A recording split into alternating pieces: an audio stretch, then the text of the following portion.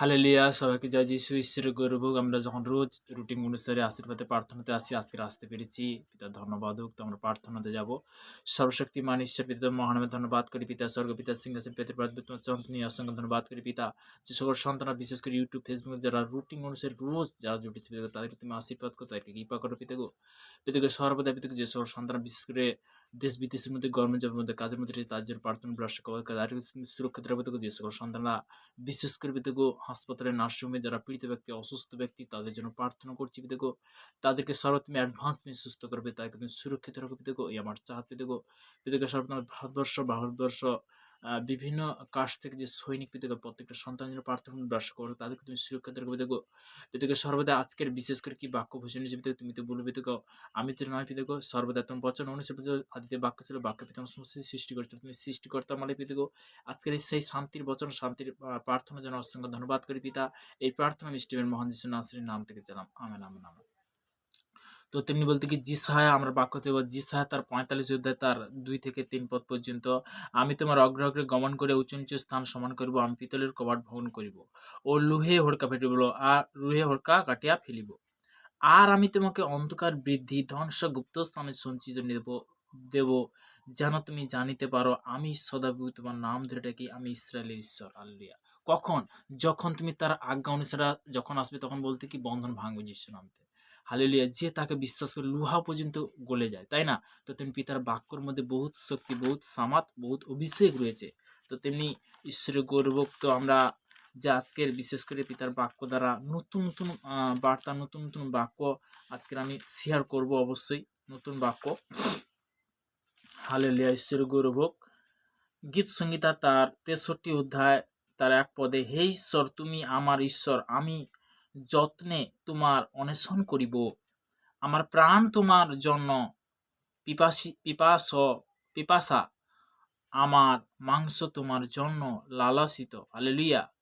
শুকনো শান্তি দেশে, জলহীন দেশে এইরূপে আমি পবিত্র স্থানে তোমার মুখ চাহিয়া থাকিতাম, তোমার পরাক্রম ও তোমার গৌরব দেখিবার জন্য। হালেলুয়া! ঈশ্বরের গৌরব হোক। তো তোমার গৌরব, তোমার আশীর্বাদে, তোমার আশীর্বাদ পেয়ে আমি আজকে আসতে পেরেছি পিতা। তোমার গৌরব হোক, ঈশ্বরের গৌরব হোক। পিতার ধন্যবাদ করি পিতা, পুত্র, পবিত্র আত্মা নামে। তো তেমনি বলতে কি ঈশ্বরের বচনে যখন আমরা আসি, পিতার বাক্য যখন আসি, পিতা আমাদের কি করে? আশীর্বাদে পরিণত করে। তো তেমনি বলতে কি যে গীত সংহিতা প্রথম স্টার্টিং এ দেখবে, গীত সংহিতা 1 অধ্যায় তার 1 থেকে 2 পদ পর্যন্ত প্রভুর বচন কি বলছে, একদম 6 পদ পর্যন্ত আমি যাব। ধন্য সেই ব্যক্তি যে দুষ্টদের মন্ত্রণায় চলে না। এখানে কি বলছে? ধন্য সেই ব্যক্তি যে দুষ্টদের মন্ত্রণায় চলে না, পাপীদের পথেও সে দাঁড়ায় না। তো তেমনি বলতে কি, সে বলতে কি স্বয়ং ঈশ্বরের আজ্ঞা অনুসারে চলে, পিতার আজ্ঞা অনুসারে চলে। কখন? তুমি যখন সৎ পথে, মানে একটা জিনিসকে যে সঠিকভাবে চলার চেষ্টা করতে হবে। তো দ্বিতীয় কথা বলতে কি, ধন্য সেই ব্যক্তি যে দুষ্টদের মন্ত্রণায় চলে না, পিতার আজ্ঞা অনুসারে সে চলে। সে ব্যক্তি কি পিতার আজ্ঞা অনুসারে চলে, পাপীদের পথেও সে দাঁড়ায় না, নিন্দুকের সভায়ও সে বসে না, কিন্তু সদাবুর ব্যবস্থা আমোদ করে, তাহার ব্যবস্থা দিবারাত্র ধন্য করে। সে জলের স্রোতের তীরে রূপিত বৃক্ষের সদৃশ্য হইবে, যাহারা যথাসময়ে ফল দেয়, যাহার পুত্র মূল্যায়ন হয় না, আর সে যাহা কিছু করে তাহাই কৃতকার্য হয়। দুষ্টুগণের সেরূপ নেয়, কিন্তু তাহারা বায়ুচলিত তুষারের ন্যায়। এই জন্য দুষ্টুগণ বিচারে দাঁড়াইবে না, পাপীরা ধার্মিকদের মণ্ডলীতে দাঁড়াইবে না। কারণ সদাপ্রভু ধার্মিকগণের পথ জানেন, কিন্তু দুষ্টদের পথ ভিনিষ্ট হইবে। তো তেমনি বলতে কি প্রভু স্তুতিও, দুষ্টদের পথ কি হবে? ভিনিষ্ট হবে, সে কি বিনাশ হবে। হালেলুয়া! ঈশ্বরের সন্তানরা আজকের পিতার বাক্য দ্বারা আমরা জানতে পারছি, তাই না? তো তেমনি বলতে কি বাক্যর মধ্যে বহুত শক্তি, বহুত সামর্থ্য রয়েছে। তো তেমনি বলতে গীত সংহিতা তার 4 অধ্যায় 4 পদে, 4 থেকে একদম 6 পদ পর্যন্ত। তো তেমনি এখানে পিতার বচন কি বলছে আমরা শুনবো। তোমরা ভয় করো, পাপ করিও না। কি বলছে? তোমরা ভয় করো, পাপ করো না। একটা জিনিস কি, যেকোনো ব্যক্তি যখন বলতে কি, যদিও সে প্রভুর বচন দ্বারা আজ্ঞা অনুসারে হয়তো চলতে পারছে না, কাকে ভয় করবো? পিতা পরমেশ্বরকে ভয় করবো। তো তেমনি বলতে কি, তোমরা ভয় করো, পাপ করিও না। তোমাদের সাহায্যের উপরে মনে মনে কথা কও ও নীরব হও। হালেলুয়া! তোমরা ধার্মিকতার বলি উৎসর্গ করো, আর সদাপ্রভুকে বিশ্বাস রাখো। অনেকে বলে, কে আমাদিগকে মঙ্গল দেখাইবে? অনেকে বলে, কে আমাদেরকে মঙ্গল দেখাইবে? হে সদাপ্রভু, আমাদের প্রতি নিজ মুখে দীপ্তি উদিত করো, দীপ্তি উদিত করো। হালেলুয়া, প্রভু স্তুতি হোক। আমরা সত্যি কথা বলতে কি, যদি পিতার আজ্ঞা অনুসারে যদি চলি, পিতার ভয় অনুসারে চলি, যদি সকাল দুপুর রাত্রি 3টে পিতার কাছে আমরা কি আরাধনাতে আসবো, পিতার প্রার্থনাতে আসবো, যারা নতুন কি পুরানো, একটা জিনিস কি, পিতার আজ্ঞা অনুসারে যখন তুমি রুটিন অনুসারে যখন ঈশ্বরের কাছে আসবে, ঈশ্বর তখন কি করবে, আশীর্বাদ পরিণত করবে, ফলে ফলবান করবে। হালেলুয়া, প্রভু স্তুতি হোক।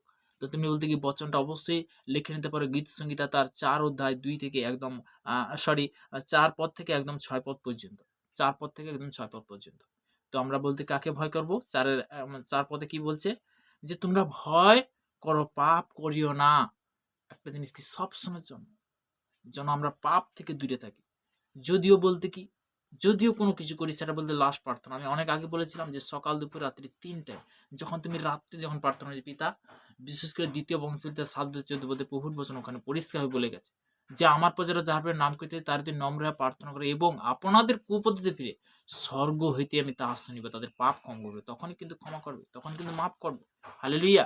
যখন লিখিত সুসমাচার তার 14-27 পদে প্রভুর বচন বলে গেছে, শান্তি আমি তোমার কাছে রেখে দিতেছি, আমারই শান্তি তোমাদের দান করি। জগৎ যেরূপ দান করে আমি সেরূপ দান, তোমাদের হৃদয় উদ্বিগ্ন না হোক, ভীত না হোক। দেখো তুমি সেই শান্তির ঈশ্বর, তুমি শান্তি দিলে যিশু নামে। আমরা প্রার্থনাতে যাবো। সর্বশক্তি মান ঈশ্বর পিতা, মহান নামে ধন্যবাদ করি পিতা, স্বর্গপিতা সিংহাসন পিতার বাদ তোমার চরণ নিয়ে অসংখ্য ধন্যবাদ করি পিতা। আজকের বার্তা আশীর্বাদের প্রার্থনা দেওয়ার জন্য অসংখ্য ধন্যবাদ করি। যে সন্তান ইউটিউব ফেসবুক যারা রোজ রুটিন অনুসারে আসে, তাদেরকে তুমি মহাম আশীর্বাদ করো। 2025 সালের পিতাগো, 2026 সাল পিতাগো, অ্যাডভান্স পিতাগো, প্রত্যেকটা সন্তানের জন্য, প্রত্যেকটা সর্বশ্রেষ্ঠ যেমন মনুষ্য জীব তুমি সৃষ্টি করেছো পৃথিবীর প্রত্যেকটা জায়গায়, প্রত্যেক স্থানে যে সকল সন্তান আছে তাদেরকে দীর্ঘ আয়ুতে তুমি আশীর্বাদ করো, তাদেরকে দীর্ঘ কৃপা করো পিতাগো, তাদেরকে তুমি সঠিক পথ দেখাবে পিতাগো, আমার চাহাত পিতাগো, সে যিশু নাসরির নাম থেকে চালাম এই প্রার্থনা, মিষ্টি মেয়ের মহান,